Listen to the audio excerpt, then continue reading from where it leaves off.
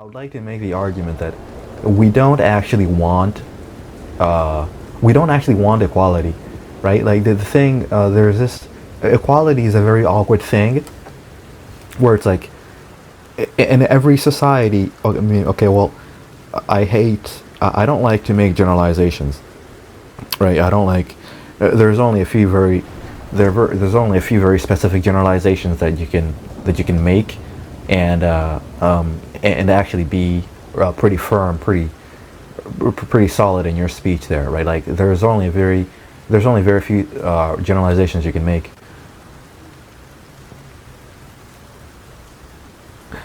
But yeah, so I don't like to make generalizations. But yeah, I lost my train of thought again. Backtracking. What was I saying?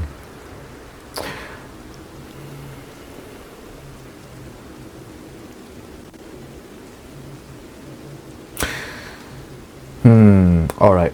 We'll get back eventually. We'll find a way back. All right. So avoid making generalizations.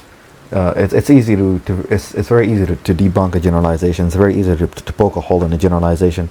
But yeah. So like, oh, that's where I was. That's where I was.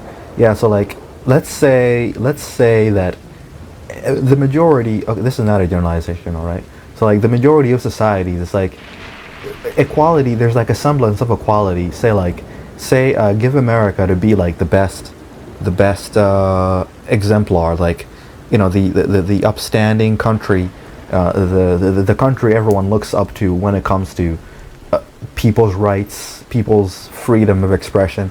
It's we're living in somewhat awkward times. Although I think no matter what generation you've ever been in, I think there's always been some awkward times, right? Maybe okay, things are better than they ever have been before. So let's be fair here, right? Even though I think at the moment, maybe a person could have said the same thing like 10 years ago, or some 20 years ago. Maybe not so, but like I think we're living in times where like this is not even quite true either, because the political party, the party that was hell bent on stifling speech, they sort of I think they're taking a back seat. They may be taking a back seat the next 4 years or so, maybe more, right? And ever since the acquisition of Twitter, right? It's like, say, for example, the Democrats, they were originally known to be the guys that they're all about, freedom of expression, right? You can say whatever you want. You can't allow the government to tell you what and what you can't do, right? You can see that even rooted in like abortion, right? The pro-abortion arguments. Oh boy, this is getting political. Yeah, but again, let's backtrack to what I'm trying to say here. The point here is that I'm yet to make the point, but the point I'm trying to make here is that we don't actually want equality. I think here is a thesis, or theory. Equality is only ever convenient when you're in power, right? I think this is something people can agree with. It's like the people who want equality most are the ones that don't have it, right?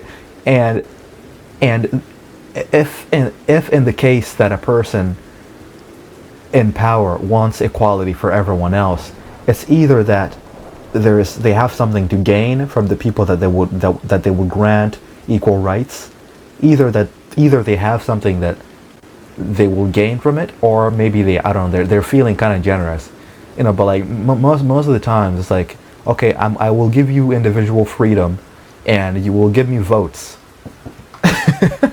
Right? I will make you a United States citizen and you will vote for me, right? I will make you not a slave anymore and you will vote for me, okay? Right? It's like you don't care about equality if you're at the top of the mountain. If you're at the top of the mountain, you don't give a shit about equality, right? You have it. You're the person with the power to give and to take right? It's like the only people that cry about equality are the ones at the bottom, right? Who are being stifled, who are being who can't say what they want to say, who can't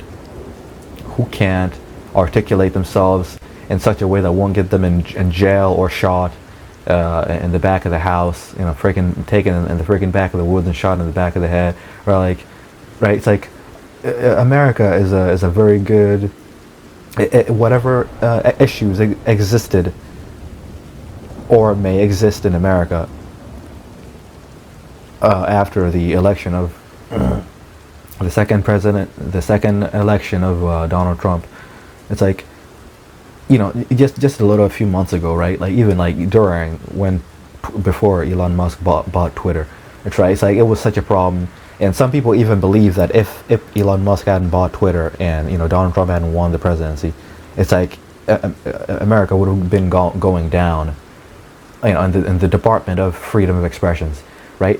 Bad to the point as I'm very baffled by Britain. Right, I'm very baffled by that place, right? The UK, where now they can actually arrest you for they can arrest you for something you said on the internet, right? It's so insane to me. I find this most insane because the UK or Britain, it was like one of the first places to abolish slavery, right? Like America did that a little bit later on, right? So like for a country that abolished, for a country that where slavery started, in comparing the UK and the United States, like for a country that started slavery, they're the ones that ended it before America, right before the Americans, or the colonists that branched off of UK, the United Nation, the United Kingdom. It's like I just find it very ironic, and it's so strange to me, right? They're having it pretty bad there in the UK. They're having it pretty bad, right? Also in Canada too, I hear. But I think it's worse. Maybe it's worse in the UK at the moment, where it's actual insanity. That it's most baffling because these are Western countries. It's like you're not gonna be baffled at like North Korea, right? You're not gonna be baffled like where it's like you get shot and in like 3 to 8 generations of your entire family, are subjugated for something a member of your family might have done. It's like this is obvious. It's like you're not gonna be baffled at how horrible the devil is, right? But you're going to be baffled if you live in a place where it's like, okay, these are supposed to be the champions of human rights. These are the people supposedly that wear these masks, or they present themselves in such a way that these are the heroes of the world, right? It's like these are the people that are gonna go take care of the Nazis. These are the people that are gonna go in foreign countries and try to improve the government, they're trying to take down the oppressor, and improve the lives of the people there. Even though that doesn't always go exactly as one would imagine, right? It's pretty awkward when you go into a country to liberate them and they don't actually want you there. So that can be very confusing. That itself gets complicated to a certain in certain unexpected situations. But yeah, I think basically it's like this is true for both, as an example, the left and the right. It's like whoever is in power, if you have the power to tell people what they can't say, or like if you have power over another person, you will fall under the temptation to want to impose that power, right? You will fall under that temptation.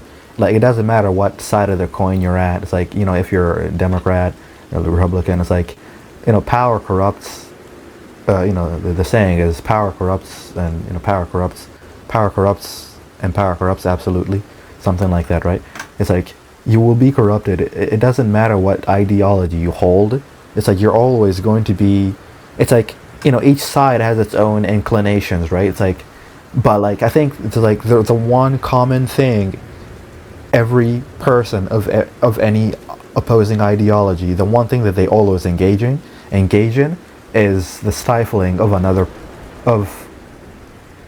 the opposing side's freedom of expression. It's like everyone does this.